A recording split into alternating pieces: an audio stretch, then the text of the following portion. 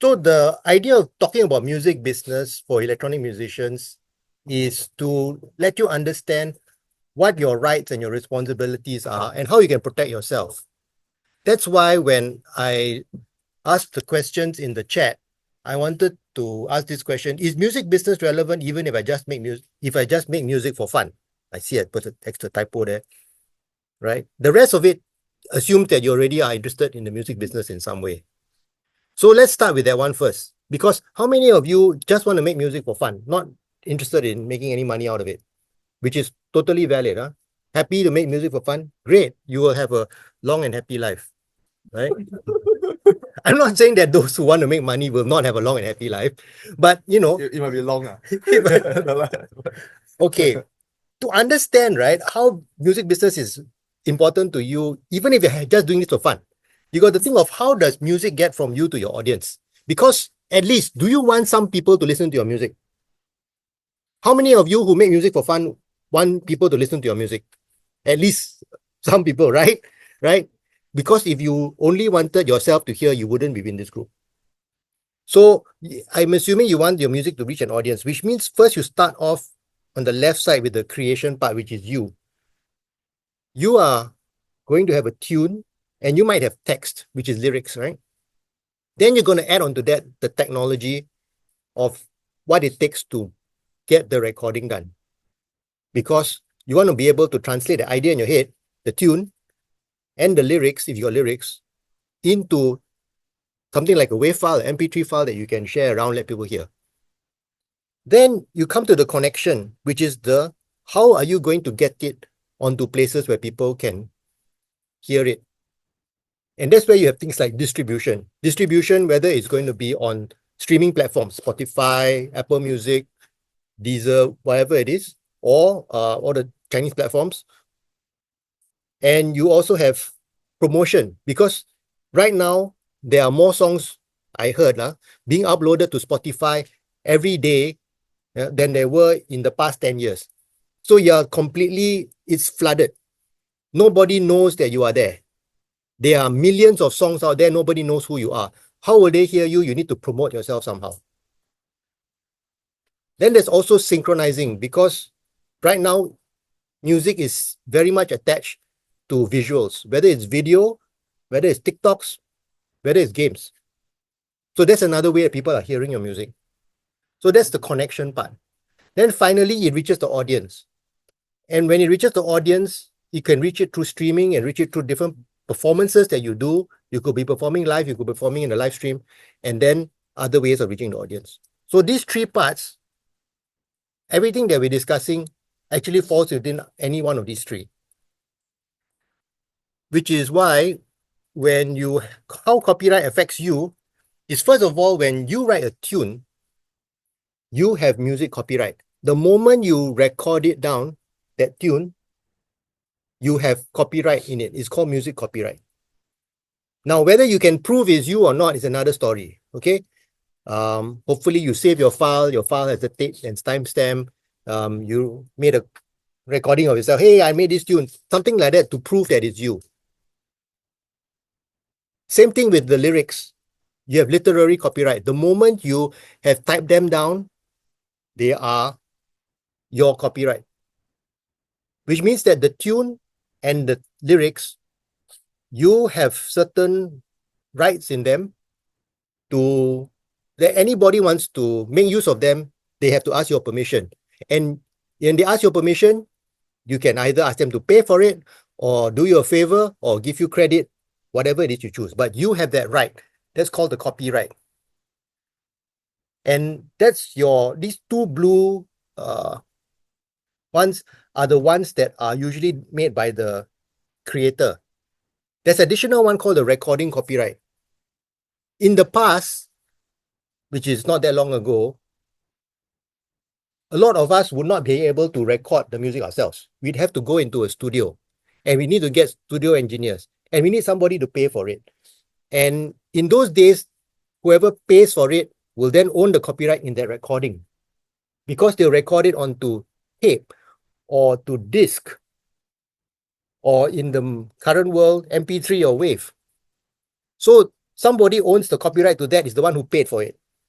Now, in our context, who is paying for the recording of your song? That's right, yourself. So you actually own the purple one as well. You own the recording copyright. Yeah. So in our modern context in 2025, as an electronic musician, you are very likely to own the copyright in the music, the literary, and the recording. Now, that's why you want to protect what you create. It is not just making money out of it. It's that if you've written something and you want to be able to control who uses it, let's say they make copies of it and they start circulating it without your permission, and they put all kinds of things on it. Let's say they attach it to some meme that's offensive, that's hate speech, that is against your principles. You want to be able to the right to stop it. Right to adapt. What if you wrote this tune that you like very much, then somebody makes a, they decide to make a joke version of it with some hate speech in the lyric, right? Or maybe you wrote a very nice song and then they decided to change the lyric into something which is harmful. So you want to be able to have the right to stop that as well. And the right to make public, to publish it. So even the right to circulate something, and let's say there is an event by some group that you do not agree with, some group that you think has their message is against your principles, but they decide to play your music at their rally. Now, you've seen that happen in other countries, right? So you need the right to stop them from playing the thing in public. That's where, even if you're not planning to make money of it, you want to have the copyright. The good thing is, in Singapore, copyright exists the moment you create the piece and it's recorded. You don't need to have any registration. In fact, there is nowhere to register in Singapore. But you do need a way to make sure to prove that it's yours. You just need a way to prove evidence. You also want to prevent misunderstandings. So even if you are not making money out of it, let's say you have like a collab. You collab with somebody you've met.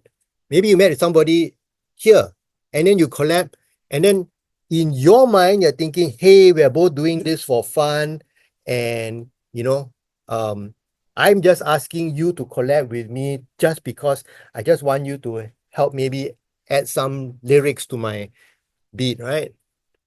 But the person who's adding lyrics to your beat, in their mind, they're thinking, hey, this is serious, I'm going to take this song and now, because I added lyrics, I now have 50% of the rights of it, and I'm going to release this and going to make money out of it, right? So clearly there's going to be a misunderstanding. Or if they think that, hey, I put the lyrics and that's the most important part. Your beat is so generic, I could have just downloaded it from Splice, right? So actually, I should have all the rights and I'm going to sell the song and you're not going to get anything. So these are the kind of things that can lead to very bad misunderstandings. Or for example, there's 3 of you in a room and they're collabing on a piece of music. One of you is just sitting in the corner, drinking your kopi, right? Then like once in a while say, hey, that one, the hi-hat too loud, right? But at the end of the day, the guy sitting with the kopi in the corner suddenly feels that, hey, I was in the room, I'm entitled to 1/3 of it. Now, serious misunderstandings, right? So the best way to prevent all of this is to make sure that you are very clear at the beginning of your session. Okay, so the practical tip is, when you're going to collab, decide among yourselves, what is this? Are we doing a 3-way split? A 3-way split evenly is the easiest, the cleanest, right? Then if somebody just sitting at the kopi, then up to you whether you want to kick them out or not. Or maybe, hey, besides sitting and just telling us about the hi-hat, say something, give us something. Yeah, you're uni students, you all dealt with this before, right? Yeah.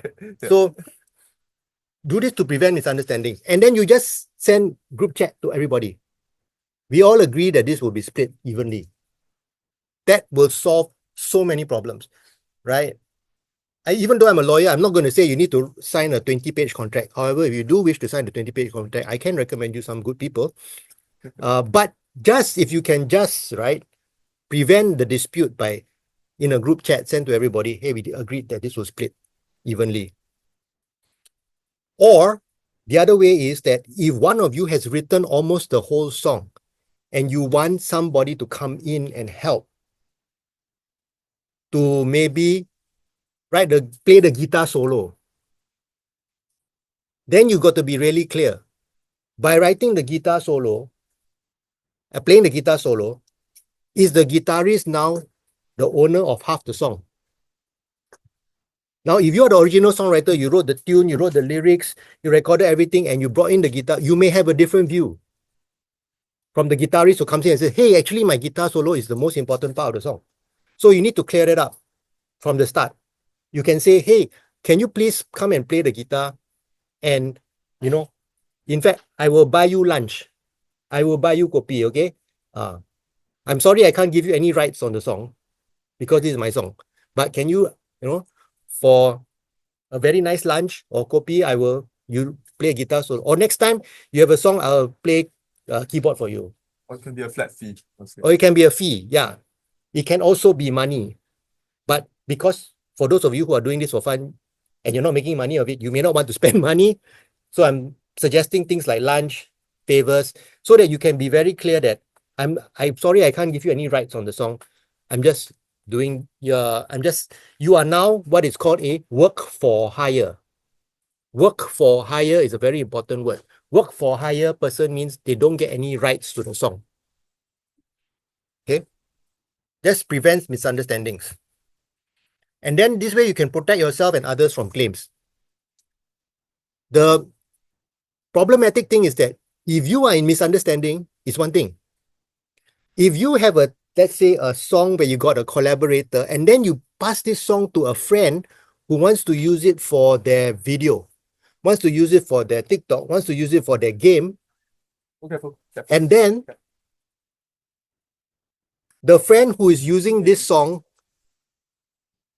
suddenly finds themselves in trouble with a third party they didn't even know about. Because the third party says, hey, I did the guitar solo, so you need to give me credit on this video that you're posting, which includes a song with my guitar solo. Then your friend whom you gave the song for free is saying like, oh, what happened? I'm an innocent bystander. Okay, you see how this can become really complicated. So protect yourself and others from claims. Especially you don't want to use material that is already copyright protected by somebody else. If you are using material that's protected by copyright by somebody else, and we're going to go into details of what copyright protected material, you can find yourself being subject to claims. Now, I know 99% of the time you think, I'm not making money. I should be okay, right? Surely nobody will claim against me, right? Unfortunately, you have something which is valuable besides money. You may have, and it may not be valuable to anybody except you, but you have your social media accounts. And you can lose your social media account because of copyright strike. And that's, for many people today, that's worse than losing money. It's worse than getting sued. Right? Because to get sued, somebody actually needs to get a lawyer to sue you. But to have your account taken down because of copyright claim, they don't even need it. You can't even, it's so hard to appeal. If you get sued, at least you can go to the court and appeal. If you get your account taken down, you are usually in serious trouble. Yeah. So that is why you don't want to use copyright protected material. And then also protect yourself from scams. So I'm going to talk about the various kind of scams. The biggest kind of scam is people offering you, hey, I really like your music, I'd like to sign you to a deal, right? Oh, then you think, hey, that's great. I can make you rich and famous. Yeah, okay. All you need to do is send me this registration fee of $300. At which point you should stop and think, okay? This is a scam alert, huh? When not insured, call number. Call what number? You all don't know, Scam alert. Don't use phone. Don't call people. 1799.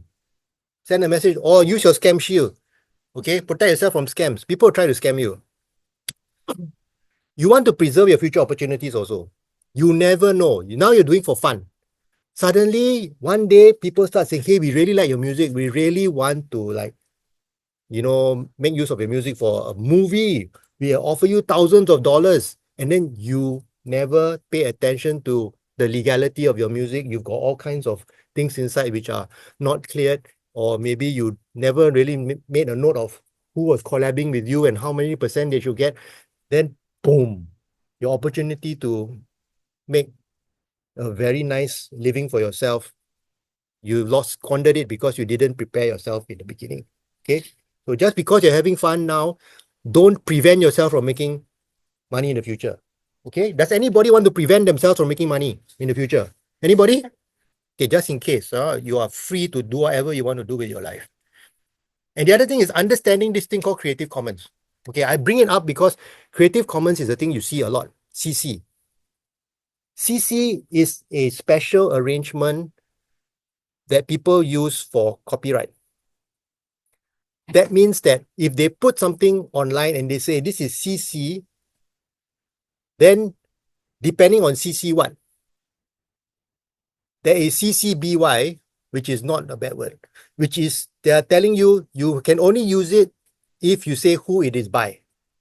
There's also CCNC, CC non-commercial, which means that you can only use it if you are using it for a non-commercial purpose. You're not going to make money in the end. So CC doesn't mean everybody can use, You must look at the conditions. There's BY, there's NC, there's what else? Anybody else use CC? Zero. There's CC 0, which means they're not claiming anything. Yeah. There's also CC where you must preserve. So if you reuse it, you must also put CC on your music. So before you use anything CC, check first, okay? It's not free to use. I know a lot of people think, oh, CC means free. No, CC is not free. CC means free on condition of. Safest is CC0. That one is really free to use. Then make sure that label is explicitly there. Yeah. So yeah, if it's one or the other ones, chances are if you want to use for commercial, especially, you might need to pay royalties, or you might need to seek an exception with the contents creator as well. Yeah, and it's case by case. Yeah.